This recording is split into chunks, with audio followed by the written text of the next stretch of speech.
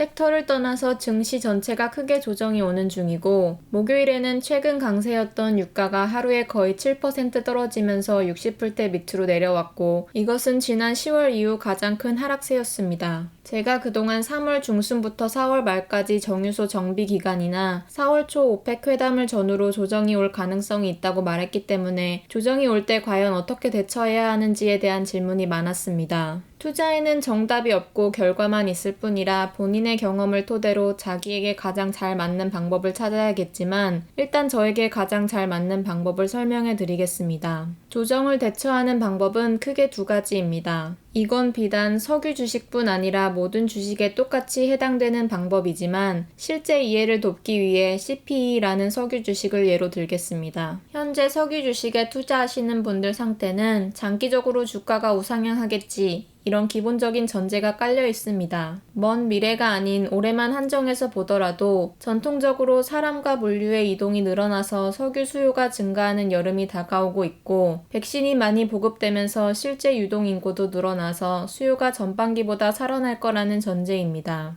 물론 오펙 플러스에서 생산량을 늘리거나 코로나가 더 악화하여서 지금보다 못해질 가능성도 분명히 있지만, 오펙 같은 경우 미국의 사기업과 달리 국영회사의 수입이 자국의 올해 예상과 직결되기 때문에 유가에 영향을 많이 줄 정도로 막 나갈 가능성이 적다고 전제하기 때문에 우리가 현재 석유 주식에 투자하는 것입니다. 한마디로 이 대전제는 오류가 날 수 있지만 이런 전제가 없다면 현재 석유 주식에 투자할 이유가 하나도 없는 거라 디폴트 하겠습니다. 그렇다면 첫 번째 전제하에서 후반기에 가장 돈을 많이 벌 수 있는 석유 주식은 무엇일까 생각해보면, 법적 문제 등의 특이한 상황 때문에 저평가되어 있는 주식을 제외하면 현재 부채가 많아서 공매도 세력도 많고 주가의 압박이 심한 주식이 상승할 가능성이 가장 크다는 결론이 나옵니다. 물론 대전제의 확신이 크면 클수록 재무적인 리스크가 큰 업체 순으로 구매를 하겠죠. 하지만 IEA의 최신 보고서에 따르면 현재 석유 수요의 슈퍼사이클 가능성은 낮으며 수요는 2023년까지 전염병 이전 수준으로 돌아가지 않을 것이라고 말했고, 천연가스 또한 꽃샘추위 없이 온화한 날씨가 예상되면서 히팅 수요 역시 줄어들 가능성이 커지고 있죠. 그렇기 때문에 워런 버핏처럼 선코어나 쉐브론을 선택하는 게 결코 나쁜 투자는 아닙니다. 많은 돈을 투자할수록 대전제가 틀렸을 때의 리스크도 감안해야 하기 때문입니다. 투자에는 정답이 있다기보다 본인의 확신 정도와 투자 성향, 그리고 투자액과 기간 등 자기 상황에 맞게 투자해야겠죠.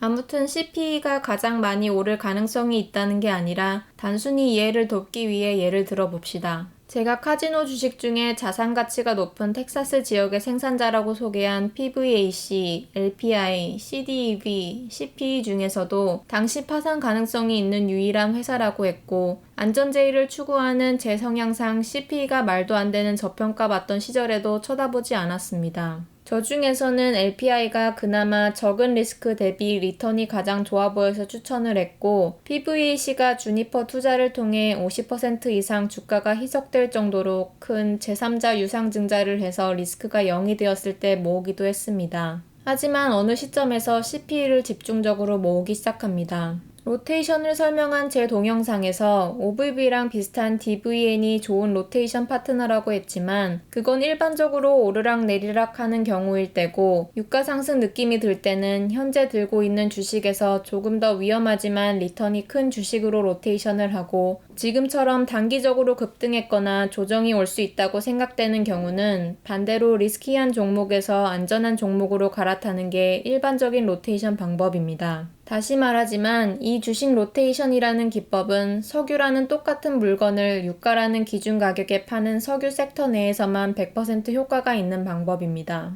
제가 보유했던 CPE의 40%는 작년에 백신 뉴스가 나오고 올 1월부터 유가가 상승 조짐을 보였을 때 유가 상승을 직감하고 1월 4일과 1월 14일, 10일 간격을 두고 OBB에서 직접 로테이션한 물량이고, 나머지 60%는 새로 산 물량이었습니다. 실제 로테이션이 끝나고 얼마 있다가 조정이 오면서 OBB에서 바꾼 CPE가 더 내려간 적도 있었지만 결론적으로 오늘 캡처한 사진으로 보면 100% 더 오른 것으로 나옵니다. 얼마 전 CPE가 42달러를 넘겼고 남은 걸 다 팔았을 때 타이밍은 그 이상이었습니다. 다시 말해 운이 좋게도 이 로테이션은 대성공이었습니다. 로테이션 하고 나서는 저처럼 앱에다 교체 가격을 입력하고 계속 보는 것이 좋습니다. 저는 CPE의 경우 단 2번에 걸쳐서 했지만 일반적으로 여러 번에 걸쳐서 하는 경우가 많고 앱에 기록하지 않을 시 평균 가격을 팔로우하기 어렵습니다. 저는 CPE와의 로테이션이 로테2라고 저장되어 있지만 현재 로테 10번이 넘게 있을 정도로 석유 섹터 내에서 로테이션 할 때는 꼭 저장해 놓고 상태를 지켜보면서 반대로 포트폴리오 재조정할 타이밍을 재고 있습니다. 한 개 더 보여드리면 2월 25일부터 3번에 걸쳐 OBB에서 로테이션한 VET도 현재는 성공적이고 최근 조정 올 걸 대비해서 PVAC에서 VET와 CV로 옮긴 건 아직 또이또이입니다. 조정 올 걸 대비해서 바꾼 건 조정 오지 않는다면 성공하기 힘들죠. 제가 CP를 처음 샀을 때 단기 목표 가격은 25불이었기 때문에 25불에 일부 로테이션을 시키기도 했지만 나머지는 전부 40불 위로 다 털었습니다. 그 이유는 CP가 단기간 급속도로 오른 이유도 있었지만 조정이 올 수도 있는 타이밍이라 섹터 내 리스크가 큰 주식에서 낮은 주식으로 포트폴리오 조정을 하려는 목적이었습니다.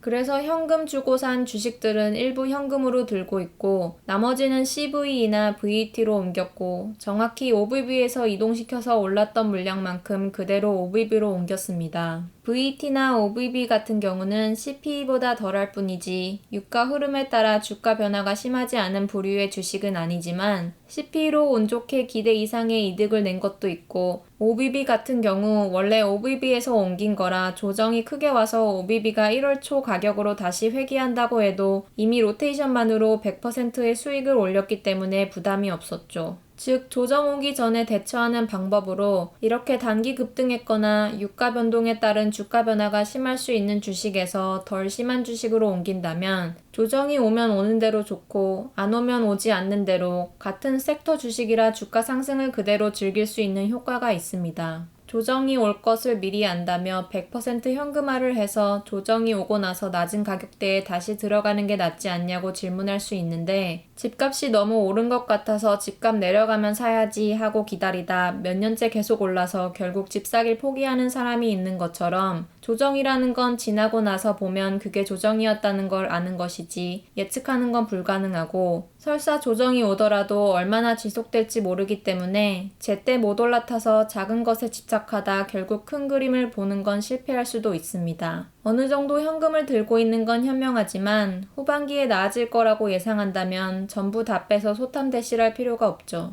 첫 번째 방법이 미래를 대처하는 방법이라면 두 번째 방법은 예상 없이 조정이 올 때는 그 주식의 당장의 주가 변화보다 그 주식의 가치를 더 중요시하는 것입니다. 쉽게 말해서 당장 하루에 20%가 떨어지더라도 처음 샀을 때의 가치가 여전하다면 당장 패닉해서 팔 것이 아니라 지켜보면서 오히려 물을 타야 한다는 말입니다. 만약에 후반기에 CP가 달나라로 날아간다고 가정하면 현재 재무 상태 때문에 공매도의 놀이터가 된 CP가 하루에 20%씩 떨어지면서 끝없이 추락할 수도 있지만 그렇게 추락하는 게 중요한 것이 아니라 후반기에 달나라에 가 있을 CP의 밸류가 더 중요하다는 말입니다. 처음부터 리스크가 커 보여서 CP 대신 다른 주식을 선택한 것이면 몰라도 본인이 적어도 후반기 상승을 노리고 산 것이라면 하루에 20%씩 떨어진다고 패닉해서 팔 게 아니라 어느 정도 시점에서 더 사야 한다는 말입니다. 물론 극단적인 예이고 본인이 가지고 있는 현금이나 분산 투자한 자산 등 여러 가지 상황을 봐서 투자 방식은 달라져야 하겠지만 제 말의 요점은 주식에서 손절매는 중요하지만 하루에 10% 떨어진 게 무서워서 패닉셀 할 게 아니라 그 주식의 가치를 생각해보고 이 주식을 처음 샀을 때 전제가 아직 사라지지 않았다면 더 사야 한다는 말입니다. 물론 결과가 더 나쁠 수도 있습니다. 하지만 주식은 큰 틀에서 보면 떨어질 때 사야 돈을 법니다. 오를 때 사는 거야 주린이도 하는 거죠. 마지막으로 CP는 하나의 예일 뿐이고 저는 현재 CP를 하나도 들고 있지 않습니다.